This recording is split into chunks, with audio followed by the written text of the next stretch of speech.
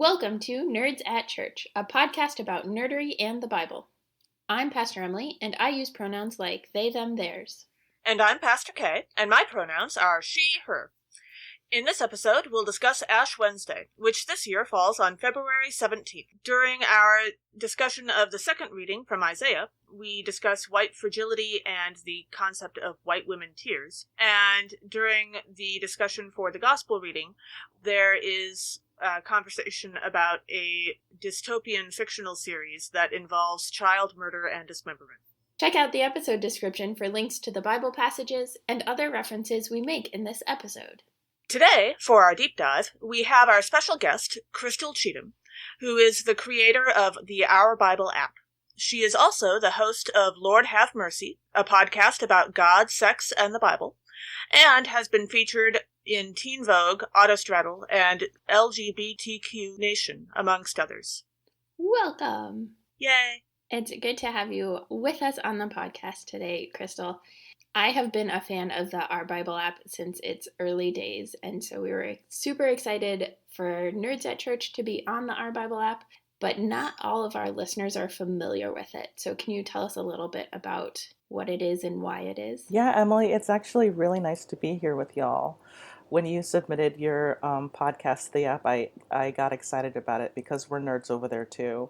You have to be if you're interested in this kind of stuff. Yeah. But yeah, on our Bible app, we have a library of podcasts. And I don't know if you saw the form that we ask everybody to fill out to kind of self-identify what their podcast is about. But, well, we just take care to make sure that we're publishing things that are progressive in nature and not offensive to LGBTQ people, to women in leadership, to interfaith discussions. And you'd be surprised how hard that can be. And so we also publish daily devotionals. And what's really cool is that we have a publishing policy that makes sure that the theology that we're publishing is progressive, is friendly to everybody who reads it.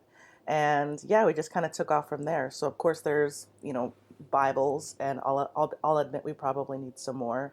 Yeah, we're just building a community with this app and trying to do it one devotional at a time. Wonderful. I'm really grateful that it exists. I think so much of the Bible apps that exist are more conservative, are not queer affirming at all, or don't affirm women in leadership, all of those things. And so when the Our Bible app, that was part of what I loved, was it was really intentional about, no, we're going to be progressive. We're going to affirm queer people. We're going to center queer people in the way that we do it. Yeah, so that was really cool. Yeah, the way that I think of it is we have this amazing holy book, and in it are instructions to make an incredible life here on earth.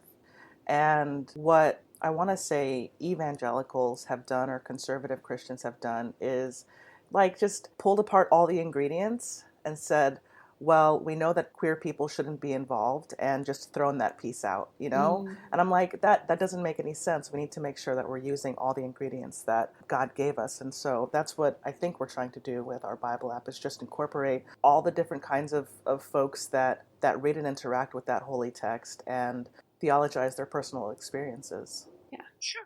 So today, for our episode, we're talking about Ash Wednesday, and one of the major focuses for Ash Wednesday is the importance of prayer in particular.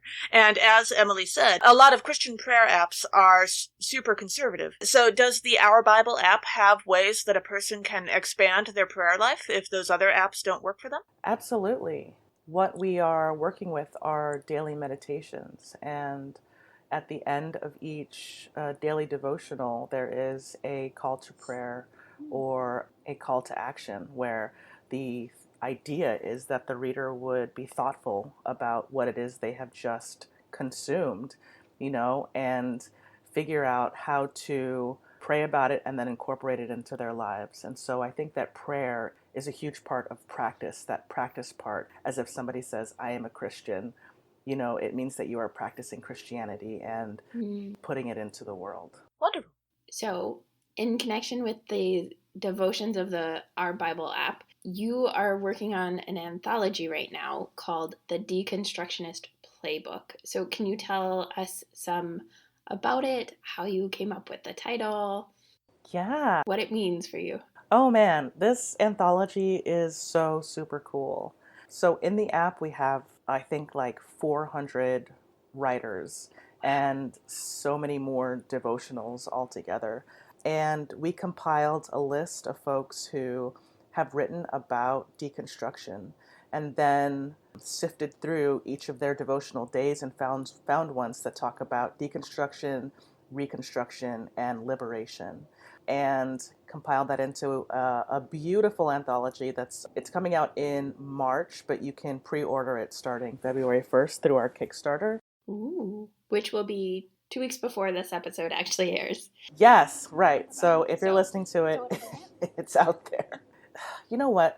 So little has been said about deconstructionism on or published on deconstructionism from this like modern pseudo millennial voice. Mm-hmm. And that's what we're going for, is to be able to talk about the ways that we in this time and place in history are taking apart the toxic theologies that were presented to us and are still floating around there, dismantling them and finding ways to liberate and incorporate more voices into that mixture. So that's where we're at. That's what we're doing. It's freaking awesome. I'm really excited.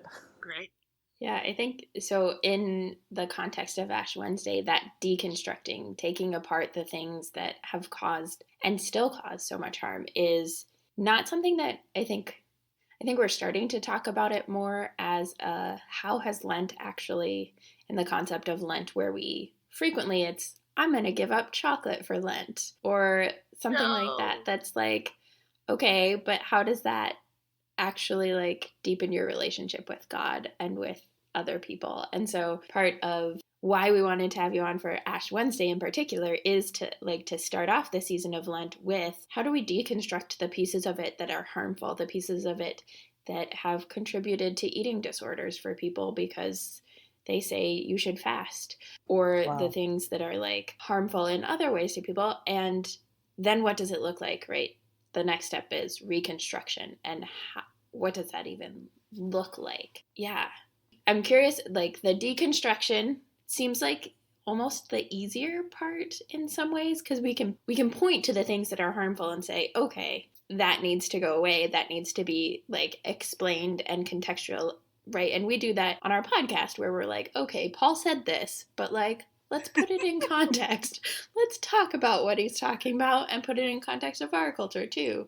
It seems like reconstruction and the ways that like reconstruction is necessary for liberation is the harder part. I don't know if you found that or like what you think about that, the piece of reconstruction that comes after the deconstruction.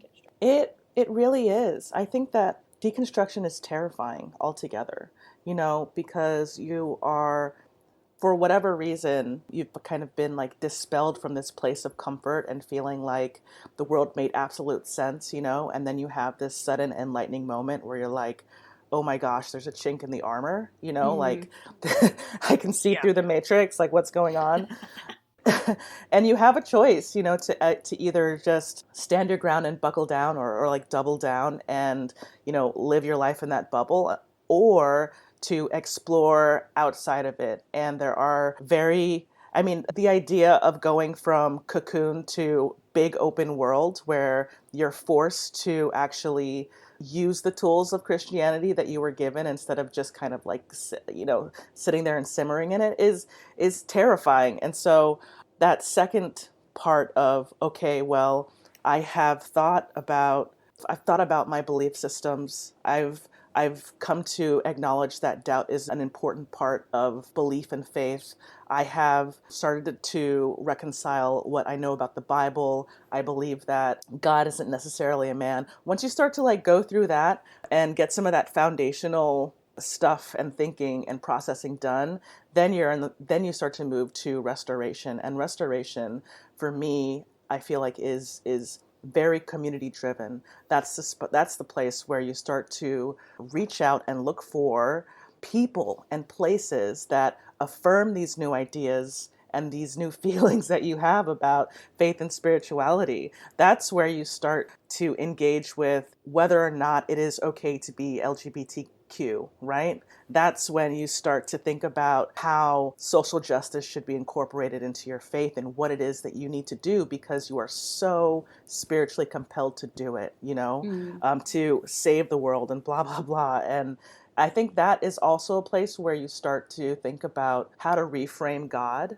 And I feel like I'm still in that space where I am trying to comprehend how actually big and beautiful and ever present God is. And one of the questions that I've been tackling myself is, where does God not go? And that's stemming from this thing that was said in Seventh-day Adventism when I was a kid, that was, you can't go into movie theaters because the angels don't go in there with you. You will be without protection during the time you're in a movie theater, and that was all right. There was always like this, be in the world, but not of it, because there's some places that God won't go with you. And I'm starting to realize, or I'm still working on the realization that God is in the darkness too. There are really dark places you can and will go, and you will find God there, which is part of my restoration and ultimately liberation. That actually reminds me, we just yesterday recorded, but our episode before this was on Transfiguration Sunday, which is like the transfiguration of Jesus in Mark 9. So it's Jesus on the mountaintop, and his clothes, the like Mark text of it is that his clothes were dazzling, whiter than anyone on earth could bleach, which I had never noticed before, but I was like, I didn't know they could bleach again that day. But we had, for our special guest, a friend of mine whose name is Emily, and she's an artist, and we talked about this type of black paint.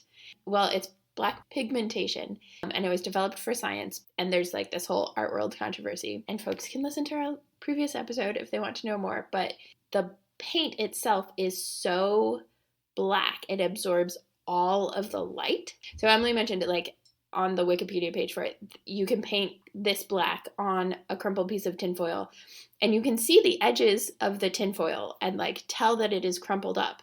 But where it's painted black, it just looks completely flat, which is a little bit besides the point. But what I was thinking about when you were talking about God being in the deep darkness is when we were talking about it, part of why we wanted to have her on to talk about that was nowadays, like, I could bleach anything a brilliant, dazzling white. Like, that's not hard, actually. Right. But what is hard is to like get your black to be super black and that like super rich black darkness. Snaps to that. That really speaks to me. Yeah. It's been one of the things that I like am super nerding out about these days. But it's just like that idea of like the language that was used in the Bible is not always helpful. And it's mired in like ableism, and our context of racism, particularly in the United States, makes talking about things like light and dark, white and black problematic, particularly for us as white co-hosts of a podcast.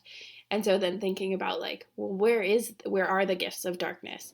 Where are the gifts of God's presence in blackness? Has been a gift that I've received from particularly Black people in my life and in the church, but is just like more fun to explore than where God is in the whiteness. Like, yeah. Well, and I think I've noticed that as we've done this podcast, and I'm talking about Nerds at Church in particular, as opposed to the previous incarnation of our podcast, I've noticed that we wind up wandering off on tangents and discovering really interesting things on a regular basis. And sometimes we get more fascinated by that stuff than we were with the questions we actually had in mind in the first place. And I was wondering, Crystal, has that happened for you during your work for the Our Bible app or the Deconstructionist Playbook? Have you discovered new exciting tangents that you didn't expect while you've been making this new community of progressive Christians and discovering new ways of looking at faith? Absolutely. When we're publishing daily devotionals, we really let the culture inform the choices that we make about themes and topics and, what we're asking folks to submit devotional wise. And I've been surprised at the things that people are talking about. And I think how freaking smart people are. I think one of the things that comes to mind is when we were doing when we were starting to compile the deconstructionist playbook, we were only going to go from deconstruction to reconstruction or restoration, coming back to a place of goodness and health. But then we started to do some digging and learning about like womanist theology and liberation theology. And liberation theology was originally founded in the Latin American community, women, and is driven in topics of race and being at war with what society has to offer, like capitalism and all this stuff. And starting to like really read into it, we thought, no, we actually need to incorporate this also, because it's more than just we ourselves becoming better people. It is becoming a better community and becoming better, and ultimately ushering in some kind of heaven on earth with what we're actually capable of doing. And yeah, I was really excited to start to incorporate that and use some more author voices. So that's why we have 60 writers and not like 10. Because I'm constantly discovering more. That's fantastic. As you were talking, I was thinking about that, and I was like, oh yeah, like deconstruction is taking away the harm somewhat collectively, but also like there's a very real, like each of us have been harmed by religion in different ways. And then reconstruction is the like, okay, how do I recreate a faith? Like, what does it look like as I create a faith, as I like figure out what faith means to me? And then you started talking about liberation. It's like, yes, that's the like, we're like half a second after my brain was like, what about the community? You were like, and liberation. Yes. That is, I mean, and that's how God works. That's how Jesus works. Like, we are at a disadvantage in the English language because we've gotten rid of the plural you, unless we're like in the South, which my dad's from Georgia. So like, y'all is part of my vernacular, but it's not in, I wish we translated the Bible with y'all, because whereas I sound completely ridiculous when I try to use the word y'all. It does not. Okay, but you're also like a weird northerner, Midwesterner person, so. Thank you. But what I love about it, right, is that if we actually translated biblically the yous to like, even if it was just you with like the little like PL in parentheses afterwards, like, but to indicate when Jesus or Paul or anybody is talking, or God is talking about you as a plural, we would hardly have any singular yous left. Like the majority of the time, it's talking about plural and collective liberation, like you're talking about. But English is just like, broken. A broken language is not the best language for conveying that. I really love that. I really, really love that. Because it goes back, it goes right back to the beginning of Adam and Eve, and man is not made to be alone. That should echo throughout the Bible. And wow, you kind of blew my socks off there for a second. That's great.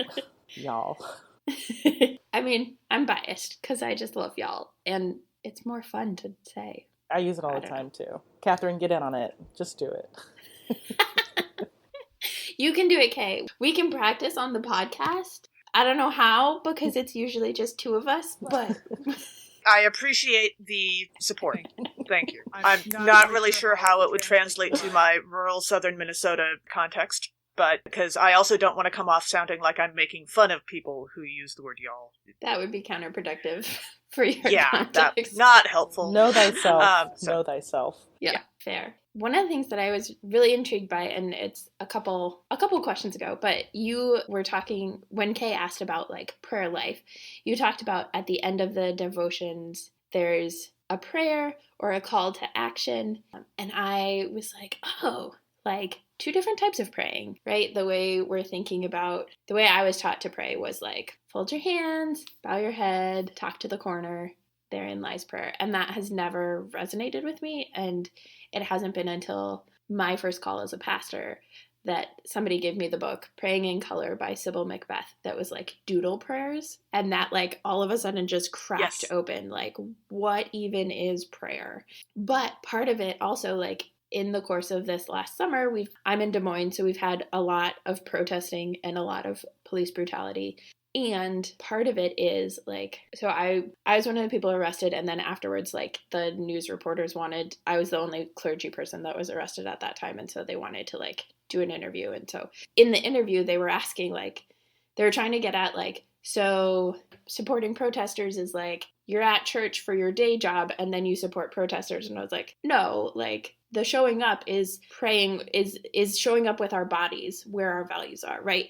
But the acts, like all of the people who have been protesting this year, and I don't want to like impose my perspective on them, but I see, especially for folks who are people of faith, those prayers, right? That the act of showing up to protests, of marching, of resisting police brutality is praying with our bodies, praying with our whole selves for a world that is liberated, a world of abolition of policing and criminal injustice and the whole prison industrial complex, right? But it is this active thing. So when you said like, yeah, at the end there's prayer and there's calls to action, I was like, yes, there's like prayer and more prayer. I was just going to say, I'm curious if you have thought about those two pieces as connected in the way that you're thinking about the devotions and the deconstructionist playbook in particular. I hadn't. I've always I've always believed that we are God's hands, and God's feet. And it doesn't do much to just sit and think about it and pray on it and meditate on what you want to see in the world. You actually have to go out and do it. So your description, I feel, just like really jives with that and brings to mind a phrase that I often use, which is pews to the protest, from the pews to the protest. And it's like, you should be invigorated by the church that you are in community with to go out and do. And this isn't part of your question, but I moved to Philadelphia 11 years ago, and at the time was just coming out of Adventism and did a lot of church hopping, trying to find a place where I could find a home, and eventually just gave up. And I was at the time of deconstruction and, figuring out restoration and how to incorporate the church into my life. And at the time, it meant that I needed to take a break from it and figure out what my values were. What were the things that I was passionate about? What was I looking for in a church body? And ultimately, I did find a church about 2 years ago. This wonderful place. It's a UCC and a Presbyterian church. Nice. Which is just a reflection of the diversity in that space. The minister is a lesbian, and there's just beautiful families all throughout the congregation. And what made me want to become a member there was just seeing and experiencing how much they care about the community that they're in. And the church itself is on the border between this extremely gentrified area of West Philly and, what is considered to be, an impoverished and poorer area of the city. And they do their work to make sure that those with means show up for those without means. And that includes having sack lunches for the homeless. That includes, we were what is it called if you need to stay at a church because you are an immigrant and you are claiming... Sanctuary. Yes, we were a sanctuary congregation for this family for a while. And I mean, just those kinds of things, the way that my community cares, a church community cares about the greater community and actually shows up to those spaces, just is, I feel like, the crowning piece of what it meant to be part of a church body and why I wanted to continue to worship there. But the giving back to the community, I feel like, is a beautiful part of that prayer life. And you know what? Maybe in the app we need to come up with another way for folks to pray, like squiggling, or having a journal or something is something we talked about for a while. Who knows? That would be so cool to do like an Our Bible app journal, and then to have like you have devotions, but you also have prompts, and you have like pages that are lined and pages that are not lined. Oh my gosh, that would be so much fun. Yes. If you ever do that. I'll hit you up. To it. Okay, I was like, I want to do that with you. Yeah. That would be really cool. I think all of this really speaks to one of the most exciting realizations I think I ever had growing up, was that we truly do create the community we live in. Like, it's not that human society is a unmoving, solid thing that you can't change or push or do anything with, but like, we make the decisions that form the society that we live in. And the really exciting part of starting ministry work for me was realizing you can do the same thing with the church. The church is not a unchanging, immovable object. You can make the church reflect who you are, who the world is, what the world needs, that kind of thing. And it really sounds like the community you've been building through the Our Bible app and your other work is exactly the same thing. It's being able to reflect the world with the church. And I think that's wonderful. It's all about relationships, for sure. Yeah. Yeah, that's a beautiful way of putting it, Kay. So, Crystal, any other thoughts on life, the universe, and everything? You know what? I always have so many thoughts, but today I'm a little dry. I mean, you've had a lot of thoughts. Yes, don't sell yourself You're putting them in the playbook. That's what that's for. They're going into the playbook. But if people are curious about me, they can always find me on all the social medias as Crystal Cheatham, or with Our Bible app as Our Bible app. Yeah. Great. Thanks for Well, being thank you with so us. much for joining us. Our first reading for this episode comes from Joel chapter 2, verses 1-2 and 12 through 17. The prophet Joel instructs the people to repent, because the day of God is coming, but God remains gracious and merciful. So one of the things that I noticed in this passage is the announcements. But the way that Joel's talking about, make the announcements. And as everyone knows by now, I am making my way through the Ember and the Ashes book series, and I'm on the 4th book. Almost done, and it's the new book, and it's so good, but I have work, and so I can't just, read it all. But throughout this series, the Marshals, which is one of the, groups of people, all of their announcements are made via drums. And so they drum out some complicated code or whatever to say this is what's going on, or everybody go here, or sure, the Karkans are coming, or whatever the case may be. So I was thinking about the different ways that announcements are made. That was the only one that I could think of where there was a clear, this is how we make announcements out of all of the things. Lord of the Rings, the lights lit for Gondor. Oh yeah, the beacons. Yes, the beacons. Thank you. Why could I not think of the word beacons? Yes. That's true. Although that's one very specific message, not, many kinds of messages. So that's fair. I think I remember thinking about Lord of the Rings and the beacons, and maybe that's why I ended up not putting it. It was because it's okay. There's an announcement. That's fair. In verse 13, we hear God say to us to rend your hearts and not your clothing. To actually have the emotions rather than focusing on the appearance of what the emotion should be, you might say. In this case, the emotion we're talking about is grief. Rending your clothing was a way to, and still is in some places, a way to signal to others that you are grieving, whether or not you're actually grieving, maybe it's a signal that you're supposed to be grieving, depending on your relationship with the person who's died. But a rended heart, on the other hand, means that you actually are grieving. Your heart is torn. It has been ripped, basically. This thought of rend your hearts and not your clothing, and the fact that someone apparently has to be told this, reminds me of an episode of The Twilight Zone called The Masks, in which there is a rich old man who is dying, and his family comes to visit, his daughter and her family, specifically, and we realize, really, they're not visiting because they care about him. They're visiting to make sure that they get their share of his inheritance.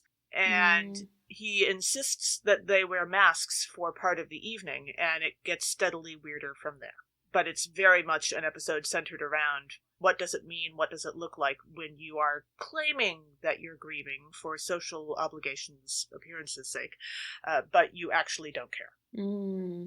That's fascinating. Yeah. I was looking at that verse also and thinking about what Crystal was talking about reconstruction and restoration of our faith, and that it's not, right, and you kind of talked about this, but it's not about rending your clothing so much. It's not about the ways that we have been taught to outwardly express our faith in ways that are kind of superficial, but ways that signal things. It's funny because I've served as a pastor in a variety of congregations, and there's this sense, particularly in predominantly white Scandinavian congregations, of piety being a very private thing, but even that is a visible sign, right? Right. And so this is a very different thing where it is what is at the heart of yourself and your faith and your emotions. And so getting to the heart of things, rending your heart, is getting to the heart of what it looks like to have, what is your faith? What makes up your faith? What are the values that you experience and you love? And it kind of also reminded me of the Cinder series. It's a series that, like, each of the books is kind of based on a different fairy tale, but it's in, like, this world where there are cyborgs. Okay. It's the Lunar series.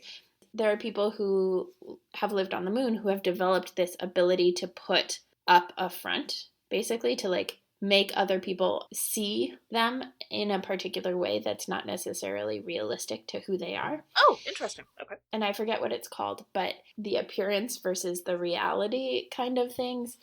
And that, like, part of it is getting at the heart of who people really are. And so Cinder, one of the characters, like, can't do that and doesn't know about doing that. And so just, like, her heart's on her sleeve. Like, she can't hide who she is, even though she gets discriminated against because she's a cyborg and that sort of thing. Yeah. Our second reading for this episode is from Isaiah chapter 58, verses 1 through 12. And depending on what your congregation does, this may be an alternate reading. The prophet Isaiah reminds the people that sackcloth and ashes is one way to repent, but God would rather they repent by destroying injustice and feeding the hungry. Truth. Yeah. So one of the themes in this passage is the idea of liberation, and Crystal talked about it, and this, like, the idea of liberation being the collective rather than the individual. And I was thinking about this, and X-Men was what came to mind for me, because the original, like, X-Men comics focused a lot on racism. Yeah. And so the, like, liberation from racism and the analogies of the like connections were made to the way that racism was harmful. And then the movie trilogy did a similar thing, but with queerphobia, especially homophobia. But, like, I'm always reminded of the, like, coming out story of Iceman and his parents saying, did you ever try not being a mutant? And it's like, that was a little more spot on than I was expecting. Yeah, it was super spot on. But that's like one of the things that I love about X-Men is that there's so much about, like, liberation and about being different and then being liberated from the systems that hold us captive, that harm us, or that try to harm those who are different. And I think X-Men also, both in the comics and some of the movies, did a nice job of acknowledging that doesn't mean everything's going to be easier either. They were very good about pointing out that bad still exists. Like the character Rogue, who can't touch people. You know, her mutation is not a fun one. She doesn't get to, you know, create storms or anything. And so they did a nice job of acknowledging that doesn't mean your life is going to be easier or, like, magical or that kind of thing. Mm-hmm. And they explore different ways of seeking liberation, right? Like, there is the somewhat assimilated liberation of, like, let's try to treat each other equally.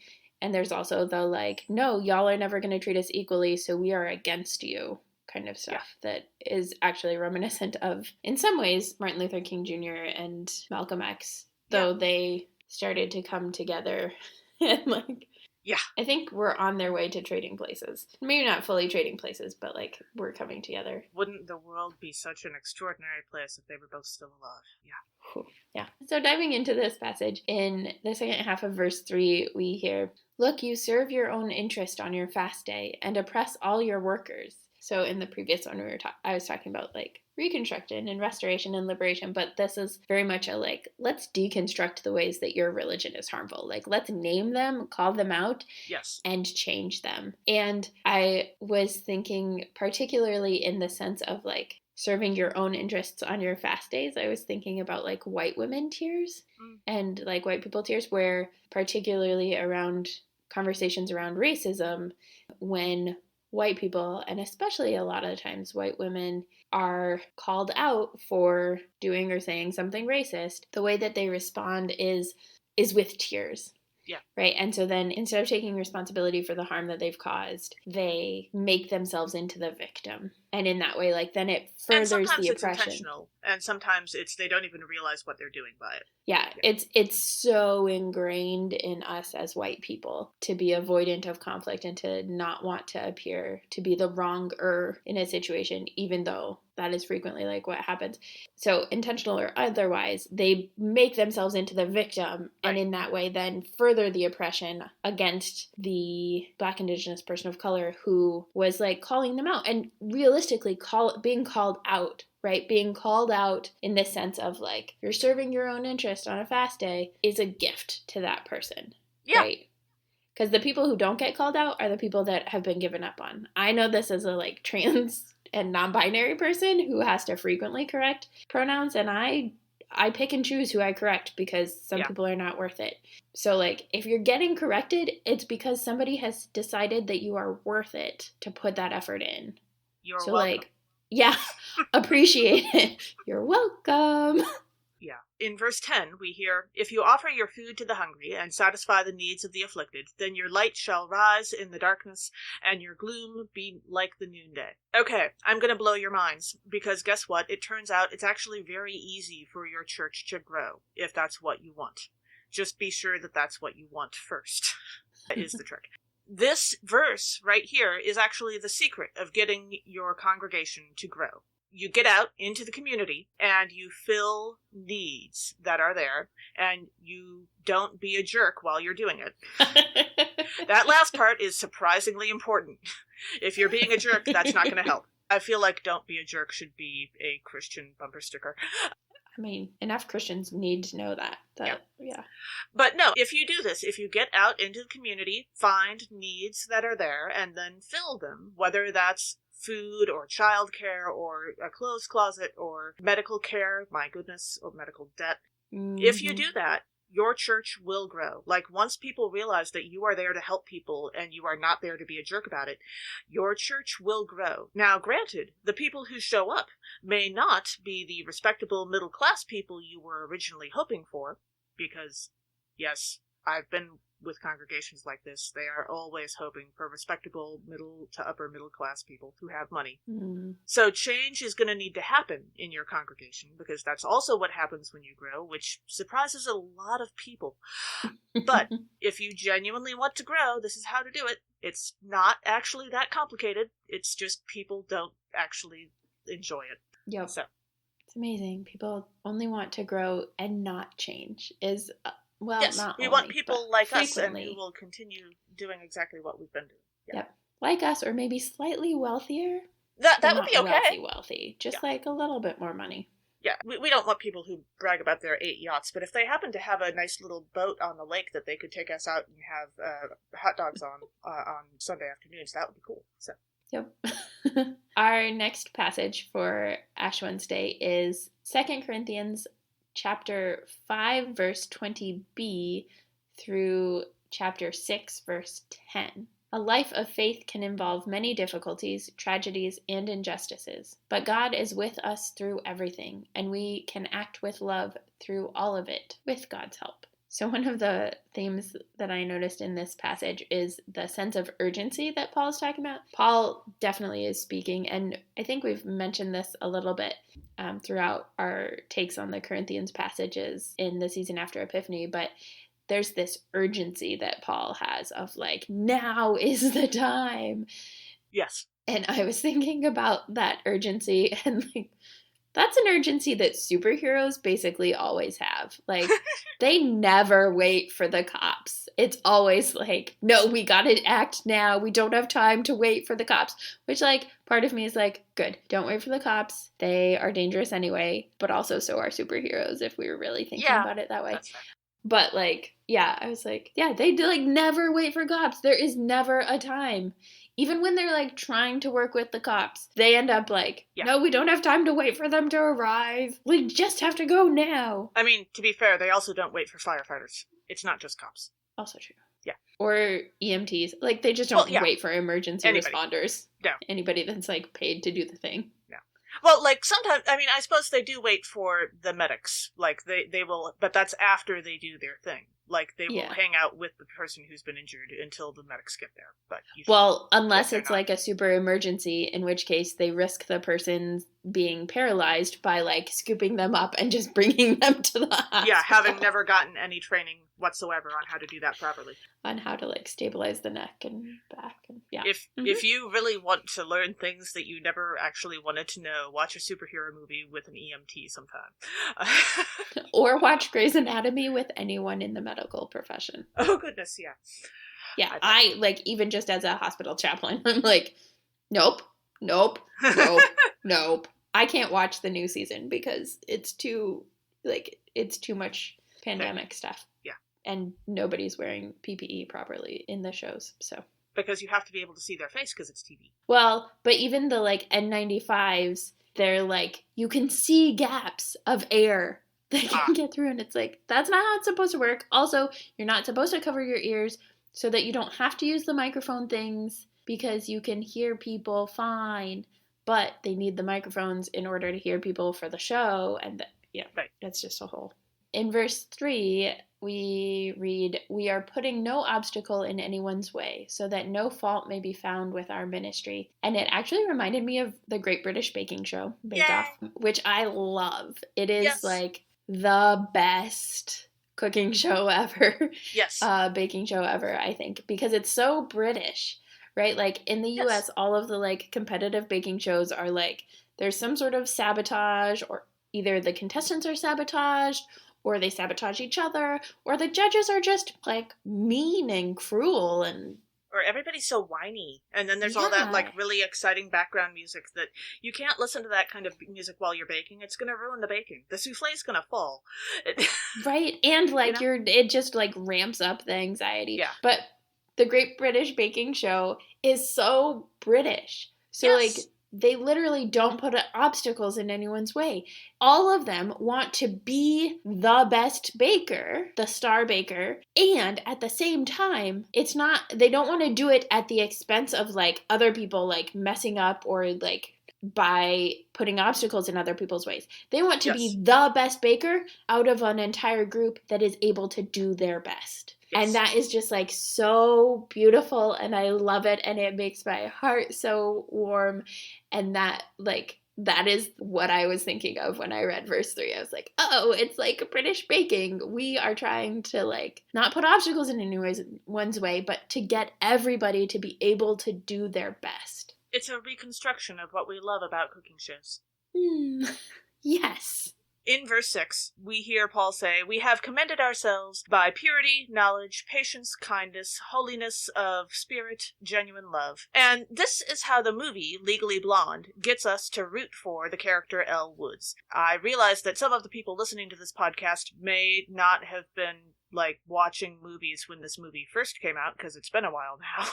But the thing about Legally Blonde was that when it came out, Elle Woods was actually kind of breaking ground in terms of rich blonde girls were not understood to be nice. Girls that cared about fashion were not understood to care about other people.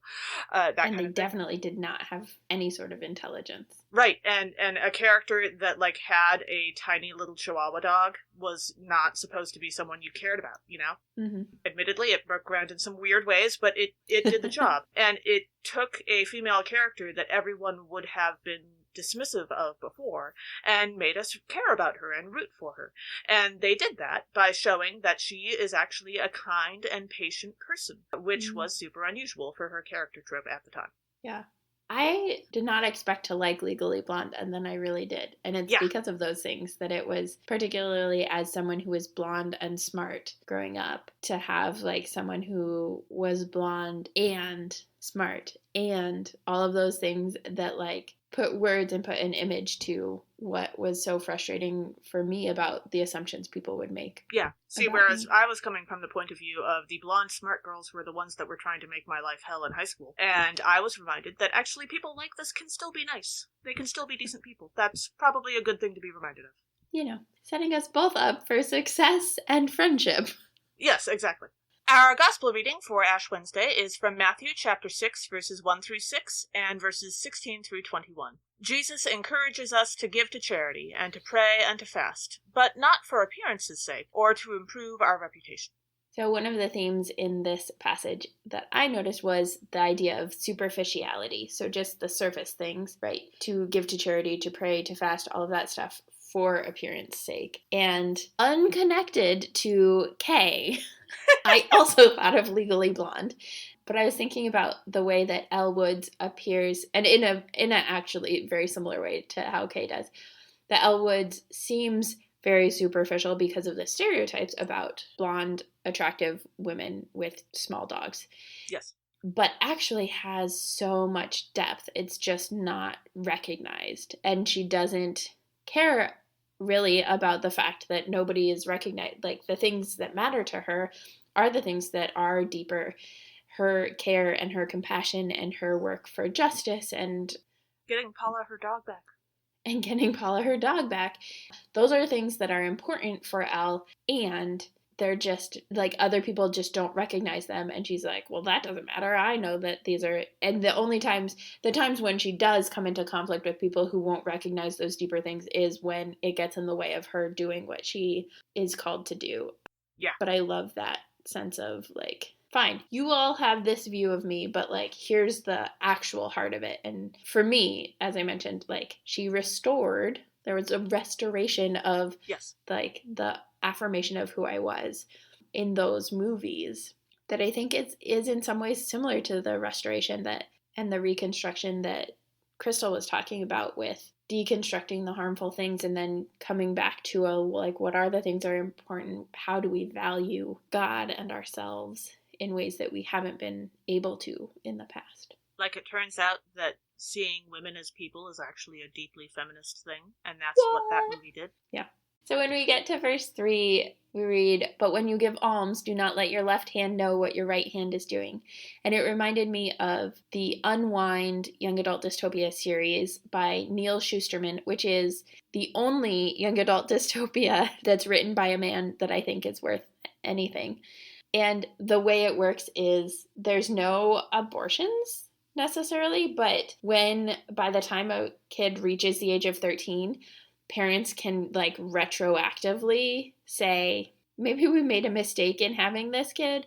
And then the kids get sent to these camps and then get unwound, and their body parts get donated to other people who, like, have had accidents or that sort of a thing. And so that's dark. Okay. It's bad. So it's a complicated thing, and it's, like, pretty intense sometimes. It's been a while since I read it. Yeah, we've been talking about the same, like, 3 dystopias over and over again for the last several episodes, and so I just was kind of taken aback by this one, but okay, sure. Yeah, it's a very different kind, and I read it when I was still in Minnesota, I think. But the idea is, like, if you, like, got your hand cut off in an accident, you could get somebody else's hand. And at one point they, like, create... From a 13-year-old. Yeah. At one point, they create a person out of just different parts of other people's bodies. But they all, like, they match the nerves and all. Do they name them Frank? That stuff. No. But there's this idea, right, like, that it's different people's hands. And so, like, yes, your hands know what they're doing, but also there's this sense of, like, if my left hand is from this person and my right hand is from this person, then do they really know what they're doing? What the other is doing? So that's where my mind went. Yeah, wow. Okay. I think it's a really it's a perfectly sensible connection. I see it. Yeah. I think the dystopia, I'm not necessarily giving it, like, all the credit it's due, because there's an extent to which it really does, like, bring into question, like, what does it look like to donate organs, and in this, like, future dystopic thing of we're living in a world that's not sustainable as it is, how do we, like, adjust that? And yeah. There's an old philosophy illustration of that, of imagine a wooden ship from the old days, a wooden sailing ship. And over time, it keeps getting fixed and repaired. And old planks that are falling apart are taken out and new planks are put on. And so at what point, as the planks are replaced, does it become a different ship than the one it was originally? Yeah, that's a good question. At what point is it no longer the ship it was? Or is it just always the same ship, even 200 years later, when it's a completely different set of planks? I went against the grain and broke the rules, and I know Emily hates it when people do that, but... Hey now, do not put those words in my mouth. Sarcasm is still a thing, Emily. The next thing that I came up with a connection for was verse 7, which is technically not within this reading, but our podcast is aimed at lay people, and I like to expand on what the lectionary gives you. And I think that this thought actually, I see no reason why they couldn't have just extended this reading one more verse to include this one, because this is something that happens in real life. Mm-hmm. So in verse 7, despite the fact that it's not technically in the reading, we hear, "When you are praying, do not heap up empty phrases as the Gentiles do, for they think that they will be heard because of their many words." Gee, none of us have ever met someone like that. Not at all. But what this makes me think of is that when you read novels that were written, and sometimes even just set, in the 17 and 1800s, one of the fastest ways when they introduce a new character who happens to be a minister, the fastest way to see whether or not that person is going to be any good at their job, or at all competent, or even just a decent human being, is very often the first way they'll introduce a minister is to describe one of his prayers. And yes, it's always a hymn, because this is 200 years ago. Except, I suppose, if you're talking about the Shakers, but they don't show up that often. I was going to say, it's actually 200 to 300 years ago. I know, we're old. It is 2021 now, despite yes, our best efforts. But very often, the first thing that when you meet a new minister in one of these older novels, the first thing that will happen is that they will pray, because usually you meet them at a meal or at a service or something like that. And so usually they pray right off the bat. And they give you a hint about what kind of person this minister is going to be by how the prayer is described. They don't usually write it out word for word, but they'll say, "And the minister said a prayer about this." And or the minister droned on and on. Yes, if the minister drones on and there is no real content in the prayer, nobody understands what he's actually talking about, he's going to be a completely useless kind of person, okay? He'll be in the background, he'll occasionally irritate people, he's not actually going to contribute usefully to the plot or to help anyone. On the other hand, if his prayers are noted as being remarkably content-filled, not usually very long, mostly pretty simple language, straightforward, just talking like a normal person, then they will probably be reasonably compassionate, they will care about their congregation, and they will usually be a fairly useful person to know and actually like helping people. So that is shorthand in those older novels for what is this minister going to be like. And you don't get as many truly evil ministers in those older books, but very often you can kind of get that feeling. They will be in the droning on and not actually saying anything useful camp, and then you get the sinister feeling as time goes on. So interesting. I feel like you could do that with some ministers today. Just gonna say. Oh, I'm not saying that this does not actually apply in real life. It totally does. I'm super self-conscious about I pray a lot as a chaplain. Yeah, no, well, and so many people. Am I praying? One of the things that I struggle with when I'm working in a church setting is I do try to get people more comfortable with the idea of praying out loud, because so many people that I meet are just wildly uncomfortable with the idea of praying in a way that anyone else can hear them. And so the way I start with that is I try to train people to get to the point where they're comfortable leading others in the Lord's Prayer. That is the first step, because usually that's a prayer they're pretty comfortable with. Which is the part that's missing in this passage, just in case you're curious. Oddly enough. And so you start them off by getting them willing to lead others in saying the Lord's Prayer. And once they get comfortable with that, then you can say, okay, what about a table grace? And then once they're comfortable with that, you can say, okay, what about a different table grace? and moving into okay, what if we just said a very, very short prayer for this person's health? Do you think you could do that? And baby steps, so. Nice. I like it. Thanks for joining us. Catch us next time when we'll discuss the nerdery connections to the scripture readings for the first Sunday in Lent. This podcast has been produced by us, Emily Ewing and Kay Rohloff. For more fun, check us out on Twitter and Facebook at NERDSATCHURCH, Nerds at Church, or contact us at nerdsatchurch@gmail.com. Also, if you like what you've heard, rate us or leave us a review on Apple Podcasts, Facebook, or wherever you catch your podcasts. Including the Our Bible app. Absolutely. If you appreciate what we do, or you want to get actual transcripts of the podcast episodes, consider supporting us on Patreon at patreon.com/nerdsatchurch.